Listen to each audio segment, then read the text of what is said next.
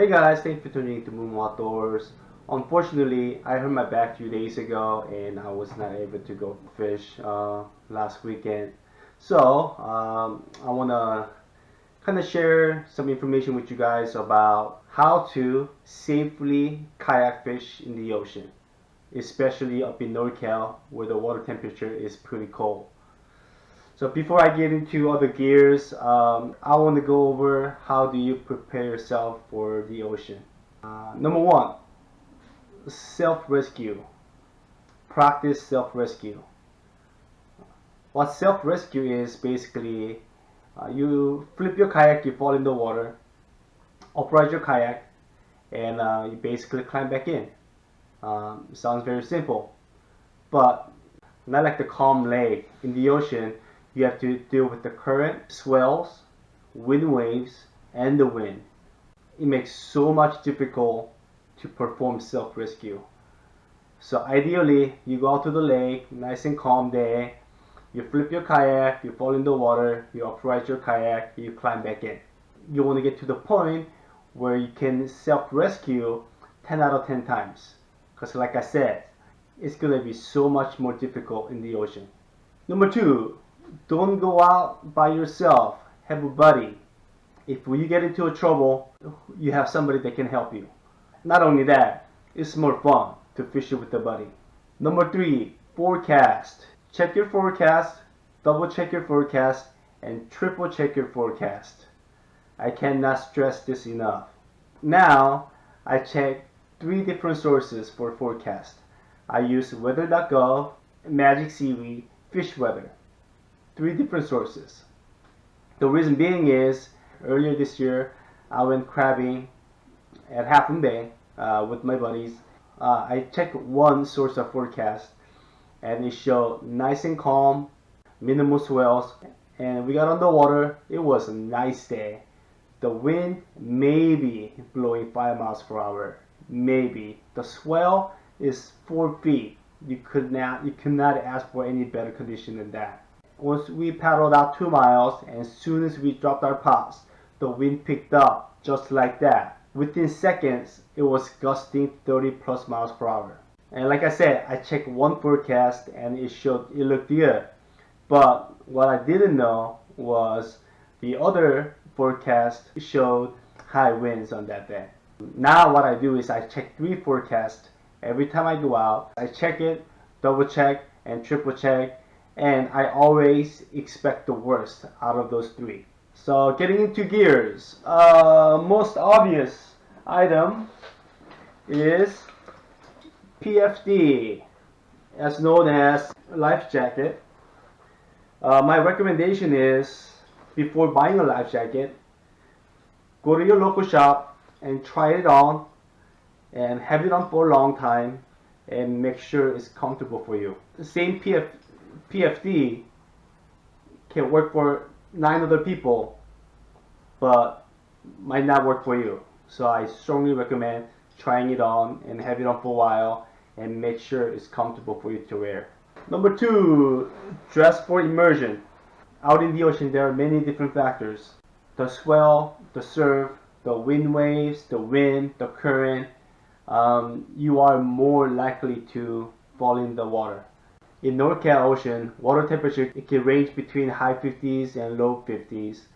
And sometimes it could drop below 50s as well. When you fall in the water, in cold water like that, you're going to get hypothermic within minutes. If you're not dressed properly, you can say within seconds, and hypothermia will kick in. So what I wear is the 3mm Farmer John wetsuit. It's got a zipper in the front, goes both ways. We call this a relief zipper.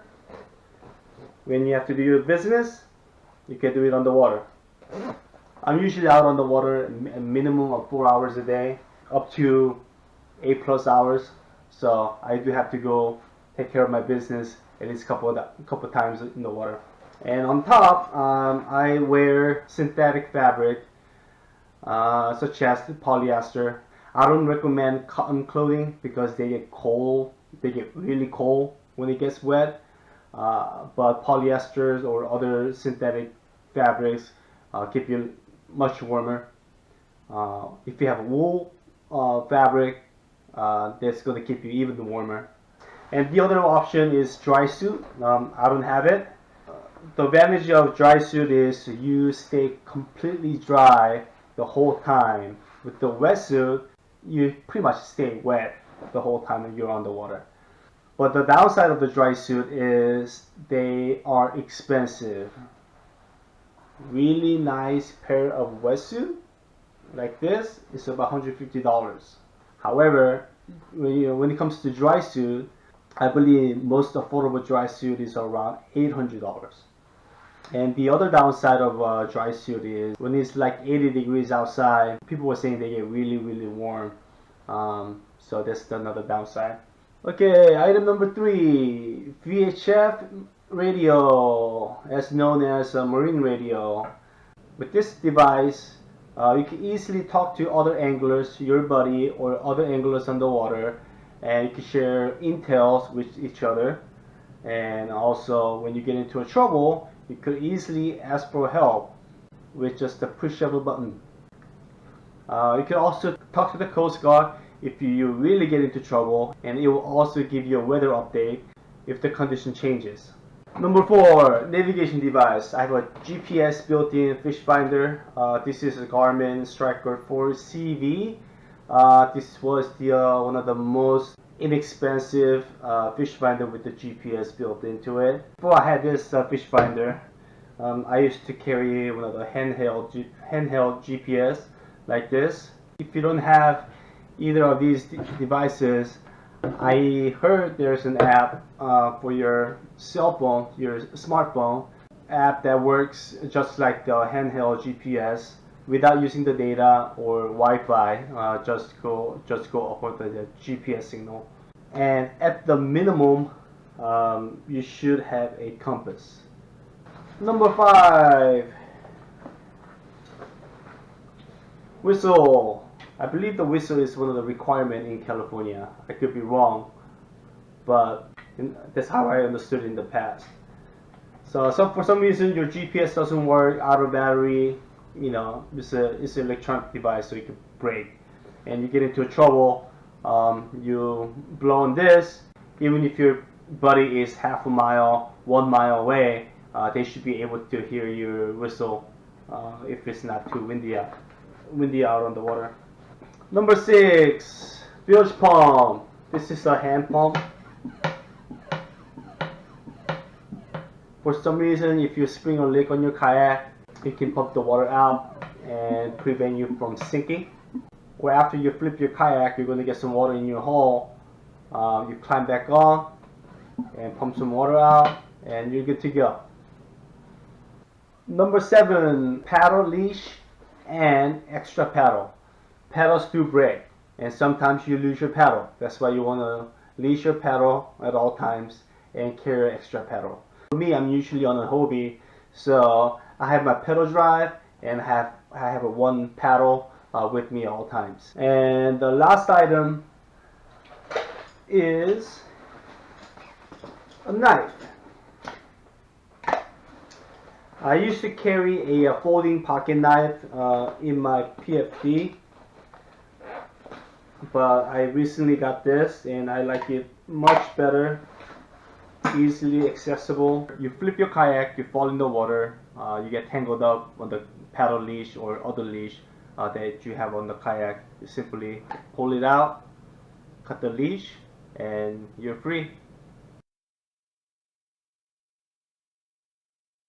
Self-rescue, buddy system, check your forecast, double check your forecast, triple check your forecast.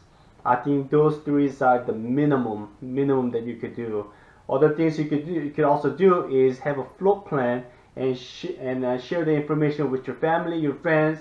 That way, in case you don't come back home, they can have a search party send out to the location that you are fishing at.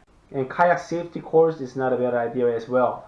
A lot of local kayak shops offer safety courses, and you can only benefit from it. 1. PFD. 2. Dress for immersion. 3. VHF radio. 4. Navigation device, either built-in GPS on your fish finder, handheld GPS, or your smartphone. At the minimum, you should carry a compass. 5. A whistle, in case your radio fails. A whistle. 6. Bilge pump. Number 7. Paddle leash and extra paddle. Number 8. A little knife. On you. Not on the kayak, but on you. Other than the 8 devices that I mentioned, there are so many other devices that you can have. But I think those 8 are the minimum that you should have before you get on the ocean water. Some other items are safety flags, stern light, tow rope, headlamp, and there are many more. And if you want to add more safety items to my list, please comment down below. And thanks for watching. Please like, comment, share, and subscribe. Stay tuned for more, and go outside and enjoy the outdoors.